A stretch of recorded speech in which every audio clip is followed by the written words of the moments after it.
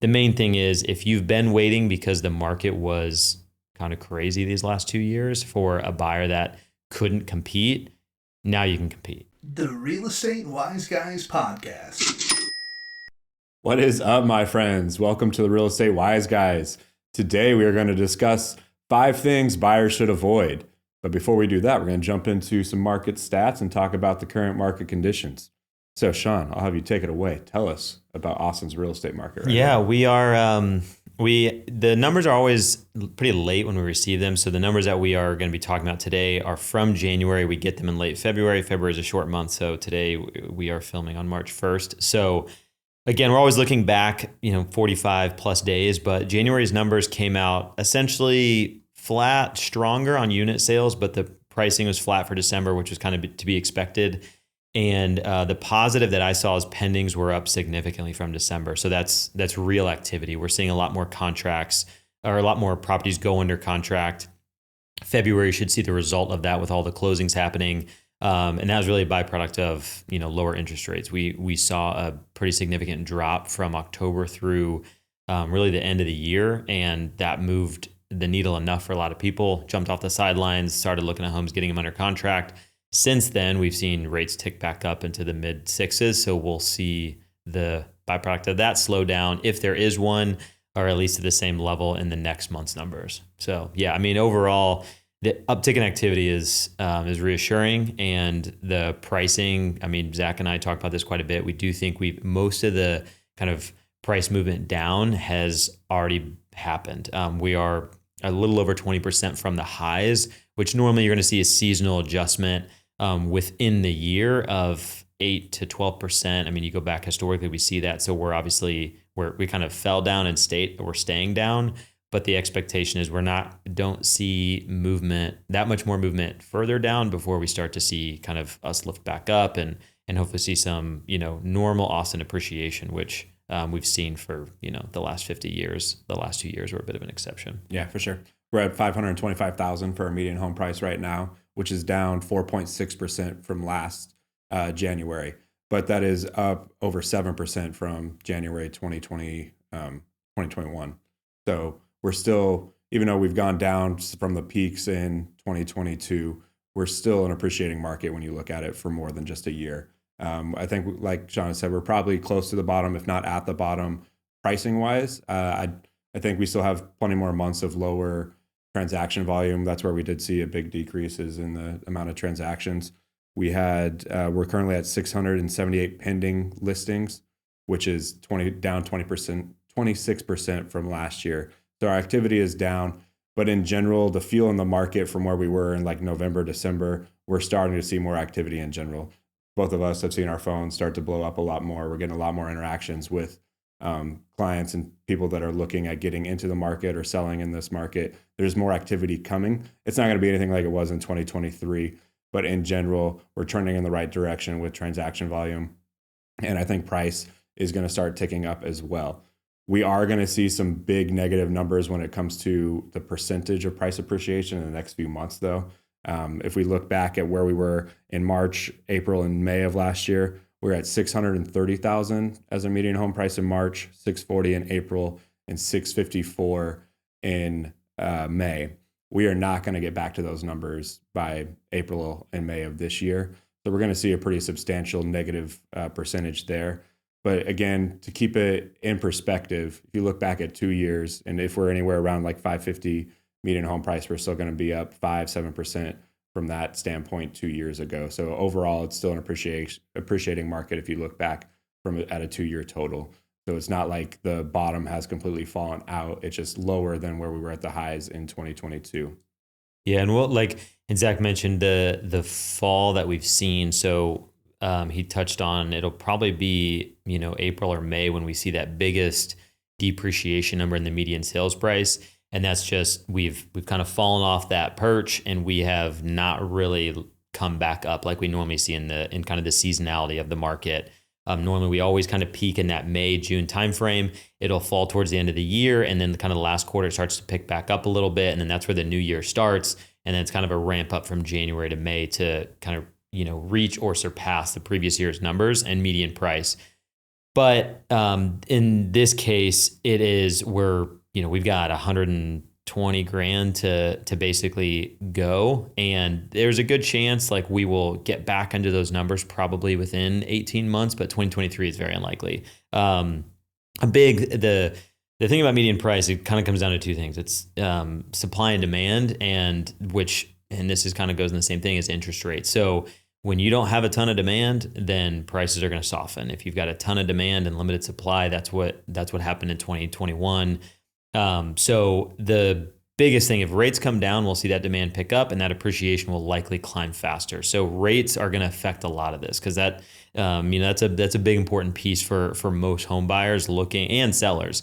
If they're going to be looking to move, they want to look at what their monthly payment's going to be, and that's directly impacted by the interest rate. So we are closely monitoring that and seeing the kind of the day-to-day, week-to-week changes of what the interest rates are doing, because that's directly correlated with the activity that we're seeing on transaction volume. And the last thing that I wanted to touch on was the pending transactions. He said was down 20% or maybe over 20% for the month of January over last January, but it's actually up 20% from December just a month ago. So that just shows you a significant uptick in activity from one month to the next. And that's what we kind of want to see. We need to string a few of those months together to kind of at least reassure us that, hey, we're kind of going to normalize and we're going to getting back to the normal Austin market and pace. We don't expect to go back to 2020 or 2021, but to kind of restabilize in 2017, 2018, 2019 metrics would be a healthy market. And a lot of homeowners did well, but it was a approachable market for buyers as well. For sure. A few things that are trending in the right direction for things just kind of normalizing. Our number of active listings peaked in September. We were at a little over 2,707 listings in September. Currently, we're at 1,760 active listings. So our inventory amount's coming down a little bit while our demand is slightly ticking up, with interest rates coming down off of the highs that they were in November. That roughly in November, they were 7.4% was the average. Right now, we're about mid sixes.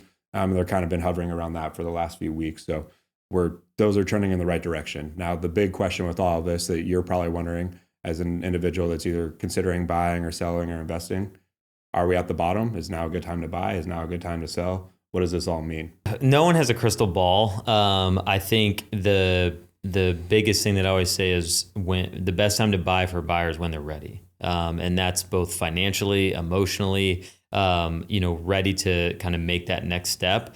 So the pricing now, like if you're looking at home prices now relative to a year ago, you're getting a discount. You're basically buying it based on 2 years numbers, a year and a half ago's numbers, but you have a much higher interest rate. So again, those factors in consideration. If you're a first-time home buyer, this is a much more approachable market than it was the last few years. If you're a move-up buyer that's moving out of an $800,000 house and you're trying to move into a $1.2 million house, it just kind of depends. That market wasn't as crazy as the last year, and rates are higher. So you're going to be likely wanting to put a lot more equity into the house to keep your payment a little bit more manageable. But at the same time, maybe you borrow a little bit more, you pay that higher interest rate because you can, you're earning decent money on, some fixed income assets because the Fed funds rate is so high. So there are some kind of nuances to that, but the main thing is if you've been waiting because the market was kind of crazy these last 2 years for a buyer that couldn't compete, now you can compete. I mean, there's stuff that's sitting on the market. You can negotiate with the seller. Like all of that stuff is true. And then move up buyers too.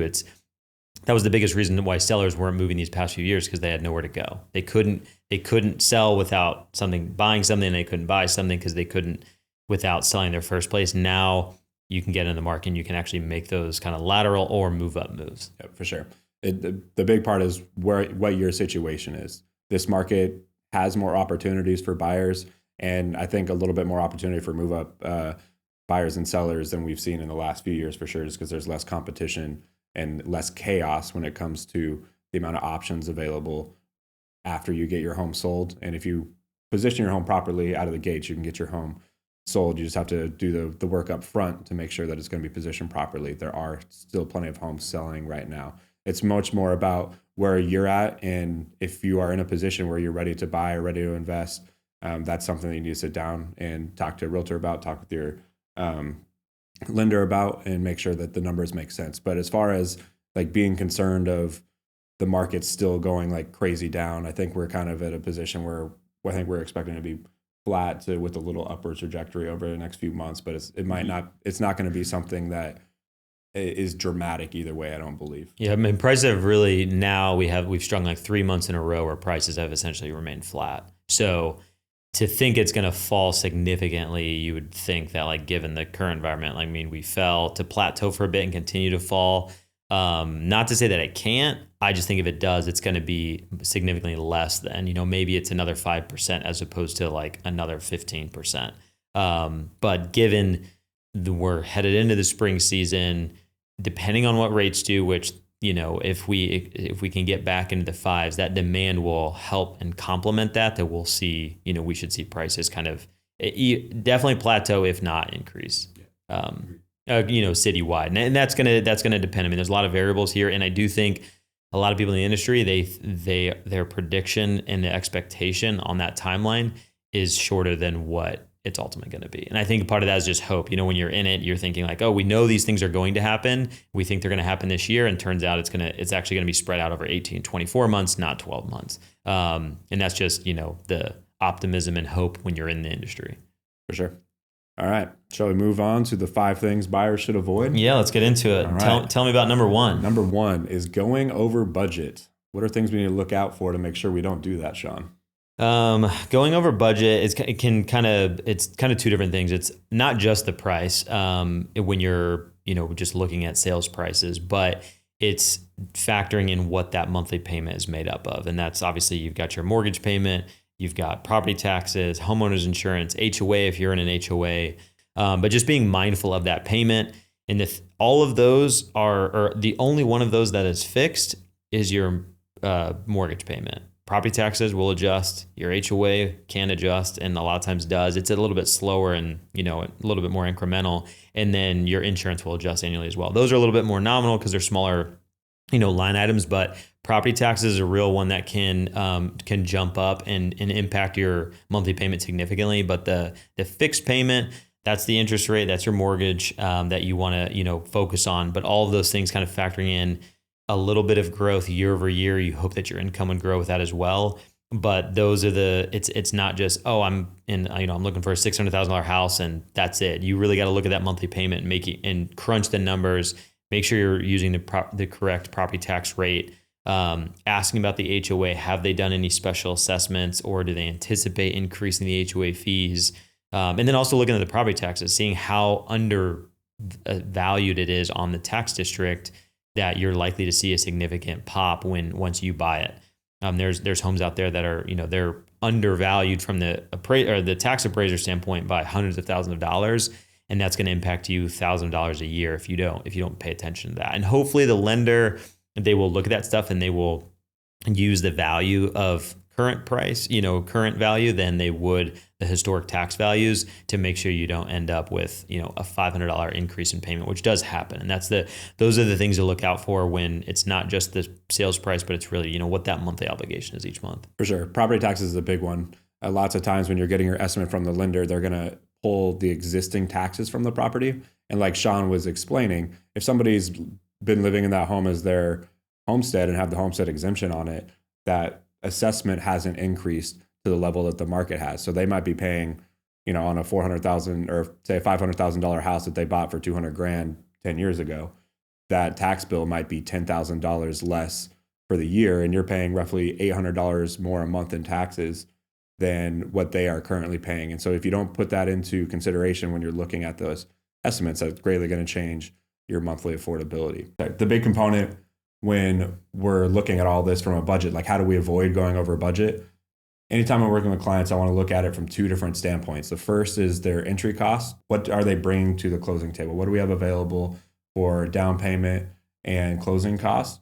And then the other framework that we want to work within is our monthly budget. And that's taking everything into consideration for the PITI and as well as your utilities and things along those lines, making sure that we're operating within that framework and we're looking at houses that will fit within that budget. And a huge component of that in Austin and Texas in general is what the property tax rate is and what those assessments are. That's a huge component of affordability. You can be looking at houses that are the same price, but one might or have a tax percentage of 3% a year, and another one might have a tax percentage of 1.9 or something along those lines. And that can be $400 or $500 a month difference that is substantial on your budget. So keeping that in mind when you're shopping and making sure that the agent you're working with is helping you operate within that framework is key. Cool. Yeah, I think that's a big one. That's obviously the starting point for a lot of people is, you talk with a lender and you're looking at what your budget is from a sales price, but what you're really doing is what do you want your monthly payment to be, right. Meeting that budget. And then they do the math to figure out where you ultimately end up on a purchase price. Yeah. From overall, the sales price is really irrelevant to how it affects you on a monthly basis, as well as what you're bringing to the closing table. What's more important is what the framework you're working within your down payment plus closing costs and then your monthly payment. If you're working within that, then the price sets itself. We don't have to be looking at just the price. That's what we're going to be operating within. Right. Cool. All right. Number 2 is not budgeting for costs after closing. Now, this is one that we put so much focus into getting into the house. What do we have available for down payment, closing costs, all that good stuff that we just talked about with number 1. But then we don't think about all the things that are involved with moving into a new house after you purchase it. So obviously we have moving costs. If you're paying movers, just the cost of getting everything stored up and all that good stuff is substantial. Lots of times you're going to be adding furniture. You're going to be adding appliances. You might be doing some improvements to the house, whether it's painting or adding flooring or anything along those lines. That definitely needs to be something that you're considering ahead of time.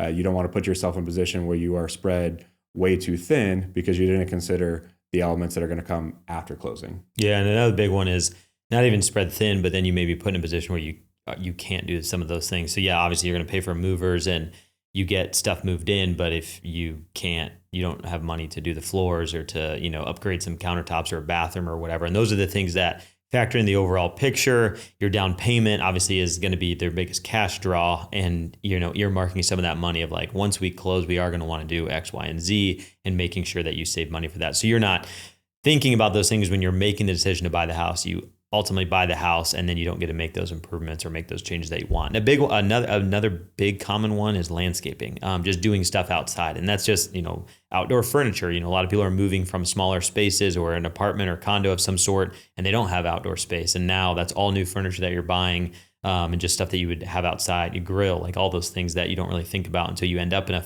a single family home. And all of a sudden you're kind of draining through that cash pretty quickly. Yeah, it adds up quickly. Another thing that goes along the lines of this that's important is make sure that you're not buying things on credit ahead of closing, if you're financing your property.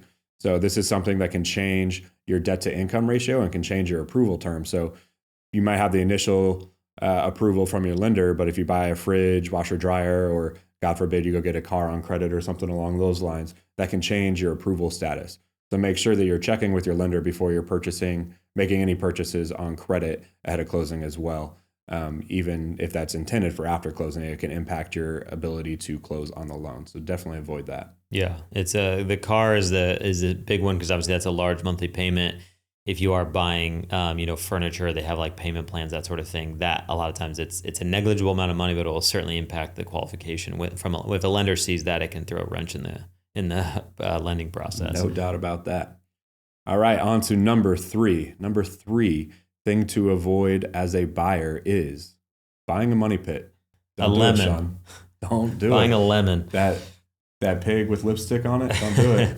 Yeah, there's a lot of that in Austin. Obviously, Austin has been a pretty opportunistic real estate market for the past number of years. So you've got a lot of, I would say unqualified flippers. So there's a lot of homes that look great in pictures. You get there, an experienced agent or, homeowner is going to be able to kind of see through some of that stuff. Like, yeah, this looks pretty, but I can see there's some underlying issues here that are going to cost you money post-closing. That's one. And then there's also just homes that are in just disrepair, old, if it needs a new roof or new HVAC, water heater, like some of those bigger ticket items, foundation repair is another really big one. Anything when you're dealing with water is going to be expensive no matter what it is. So identifying those issues and making sure that you at least have a really good idea of what they are going to cost and how to address those things before you make a decision, or just avoiding them altogether. And a lot of times it's easier. There's plenty of good homes out there. If you see a house that has a bunch of these issues, just, wash your hands of it and say, let's keep going. Let's move on to the next one. There's no reason to, buy yourself into a situation where you're not only stressed out, spending a bunch of money, but you're a lot of times with some of those older homes that have not been well cared for. One issue turns to 3 issues, turns to 5 issues. It can kind of spiral. So cosmetic stuff, that's easy. And those are the kind of the better homes to find. When you find an old home that's been really well cared for, and maybe it's not updated, so it still is, stuck in the 70s in terms of, the finishes, but it's been really well cared for mechanically, HVAC, water heater. They've done a good job with the roof, water drainage, plumbing, electrical, all that sort of stuff. If they've done that well, then you're in good shape and you can come in and kind of make it your own cosmetically. And that is relatively finite in terms of doing that stuff. It comes down to, the square footage of countertops and how many cabinets are you replacing, light fixtures, plumbing fixtures, all that sort of stuff. What's not finite is when you have a water leak, and it could be a $200 water leak or a $2,500 water leak. So those are a lot of times, especially if you're a new buyer, you're maybe even just not a first-time home buyer, but new to this market, and you're going to be looking at different things. If you bought a home in, the Northeast, it's a very different process or different type of product here. So having an agent that can kind of hold your hand through that process of like, hey, this one is like, let's pass on this one. This is going to cause you issues and cost you a lot of money down the road. That would be the ideal situation. Just having someone, whether it's your agent or even if it's, a friend that's looking at houses with you, or a family member, something like that, of just having an extra set of eyes and ears on that type of stuff is definitely going to save you a headache down the road. For sure. There's 2 aspects of this that do create opportunity, like purchasing properties that are like the one Sean described that is well maintained but just needs updating. It's from the 70s. Like that can be an opportunity to create equity if you're interested in adding projects, right? But what we want to help people avoid is buying that property that has been flipped haphazardly. We see that a lot. I've had to talk buyers out of a few different properties, especially when they're right at the max of their budget, at a property that looks shiny, but you can see they didn't touch anything. Like none of the mechanicals are touched, the electrical's not touched, the plumbing's not touched. There's just problems coming. We want to make sure that we avoid those properties, especially if you're an individual that's budget sensitive already, and then you have all these problems coming in that can put you in a very tough position. So you want to make sure that you avoid that. But on the other end, if you are interested in adding value to homes, looking at homes that do have these issues, generally speaking, not the big ones, like you don't want the big ticket items. You can find a house where there's opportunity to add value. It's a great way to increase your wealth over time by buying a property, putting work into it, and then selling it a few years down the road. Yeah. That pretty much sums it up. And the big thing is ask a lot of questions, ask for, additional documentation, ask for paperwork when stuff was replaced and that sort of thing. I mean, you have every right to do that as a buyer, and your agent should be doing that for you. For sure. Number 4 of our things buyers should avoid is misunderstanding your ownership timeline. The thought process here is that if you are looking to sell your home a year after you purchased it, you really shouldn't have been buying that home in the first place. When you're looking at purchasing a home, your timeline should be 3+ years at a minimum. Individuals that bought a year ago are not going to be able to get a return on their house right now. They're going to lose money after closing costs and everything, more than likely if they bought early last year and are trying to sell at this time frame.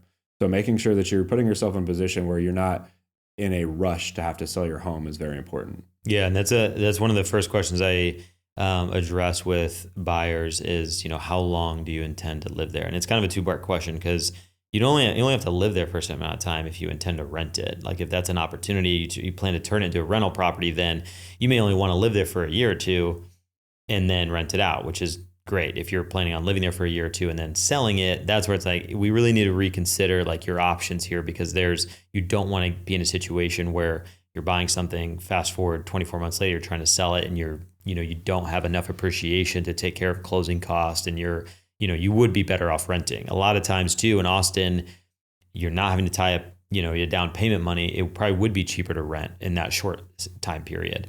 If you have intentions of owning it for at least 3 years, that's kind of our metric. I prefer 4, but historically in Austin, 3 has been enough.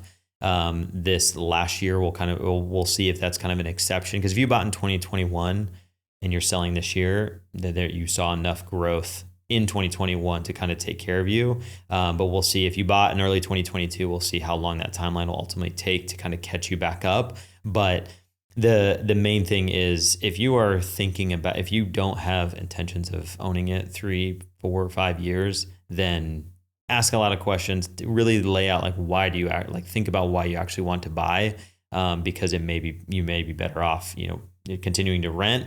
And if it's just that you want to own a piece of real estate, then maybe you do go buy a rental property and rent it out. And you live where you want to live, and you rent out your place where you want a rental property. For sure. Yeah, you don't have to live in it, but you want to have an ownership timeline of at least 3+ years for it to make sense in most markets. Yeah. And that is true. It's not in Austin specifically. That's pretty much across the country.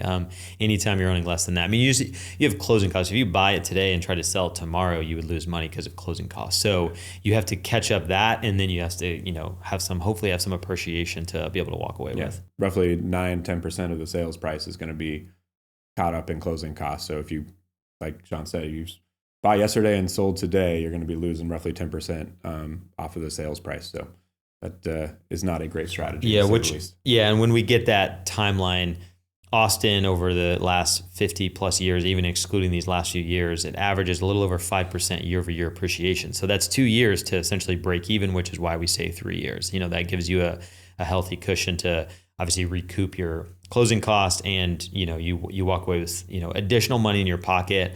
Might not be a lot more, but it'll be something. And in the last 10, 15 years, it's been a lot. We're seeing much more appreciation than that 5 or 6%. For sure.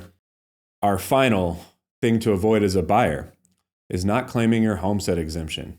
Johnny, want to walk us through that? Yeah. So when you own a home, you will have property taxes that is calculated based on the value of your home. So the appraisal district through the county, they will assess the value of that property, and it's strictly done through, basically algorithms and data that they collect. They don't physically come to the property. They just, accumulate data from a number of different sources, and they determine the value of that home. So for kind of simple math, if you buy a home in Austin, currently the tax rate is 2.17%. That's going to change this year, but that's what it was last year. So you're going to pay 2.17% on $500,000 as property taxes per year, which is a little over $10,000, close to $11,000. So with the homestead exemption, you qualify for this if you own and occupy your residence at least 6 months out of the year. So you would qualify for that if you're planning on living there full time. You fill out an application, it's 2 pages, you submit it to the county, and they will they reduce the value by 10%. So if, let's just say you bought it for $500 and they said it was $500, they would tax you at $450. So you're getting a little bit of a discount on the tax, but then also there's some additional discounts within that. 2.17% is made up of a bunch of, the city of Austin, Travis County, AISD. There's a handful that go into that. Some of them offer different discounts when it's your homestead. AISD's is larger, City of Austin's is smaller, but it comes out to roughly 10% discount. In addition to that, every year they're going to reassess your property. And if you're in the market like Austin has been, where your property value is increasing significantly, talking 20, 25% year over year, your property taxes are capped at increasing 10%. So that way, if values get wild and they start growing like crazy, like they have been, you're not getting killed on the property tax side. They can only increase your tax bill by 10% a year. And you can only do that if you file your homestead exemption, which this is something that is talked about at closing. It's normally mentioned at some point in the buying process.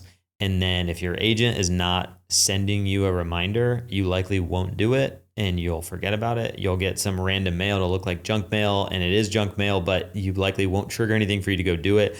So then you don't end up filing it, and now your tax bill is $2, $3, $4 higher per year because you didn't fill out this, 2-page application. So it's super important. A lot of buyers miss it. We kind of do an audit of our clients where we'll go and look at public record to see if they have filed that application or make sure that they are receiving that exemption. And if they're not, we'll reach out to them. Hey, you got to, it's time that you get this filled out so you get that discount. Yeah, no, that's definitely very important. It's a very simple step, but if you don't do it, it can cost you tens of thousands of dollars over a few years. Yeah. It adds up quickly, especially in the appreciating market we've seen over the past few years up until this year. I mean, we've seen huge jumps. That's one of the reasons why we're going to see rent prices increase so much in Austin over the next few years, is because property taxes for landlords have jumped up dramatically because they cannot place the homestead exemption on those properties because it's not their primary residence. So those property taxes have jumped along with the market. So some landlords had 20+% jumps last year in their tax bill. So that makes a huge difference on what they're going to be charging for rent. Yeah. And a lot of times too, if they can't get that rent, they're going to be kind of forced to sell, in a sense that they, hey, we're not going to rent this out for $500 less than what we owe on it each month. Let's just sell it. And they can get their equity out of it and move on from it. So the homestead exemption is an important one. It's a simple process, but it is super important. And this is actually one thing that I will comment. It used to be you didn't qualify until you occupied the home as of January 1st of that tax year. So if you bought your home in February, you wouldn't qualify until the next year. That has changed. The Travis County changed the rule to now you can apply and receive that exemption in the same year that you own. So not a big change for people that are buying homes that already have a homestead exemption. Because it's kind of, it basically just transfers from the old owner to you.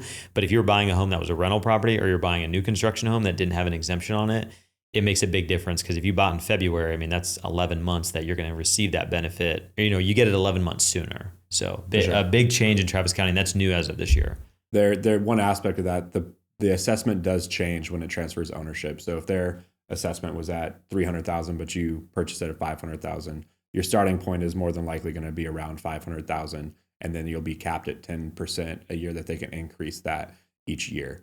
So that's an important thing to understand about that. But yes, you want to file for your homestead exemption as quickly as you can and lock in those benefits that come along with it. All right, to review our 5 things a buyer should avoid. Number 1, going over budget. Number 2, not budgeting for costs that happen after closing. Number 3, buying a money pit. Don't do it. Number 4, misunderstanding your ownership timeline. And number 5, not claiming your homestead exemption.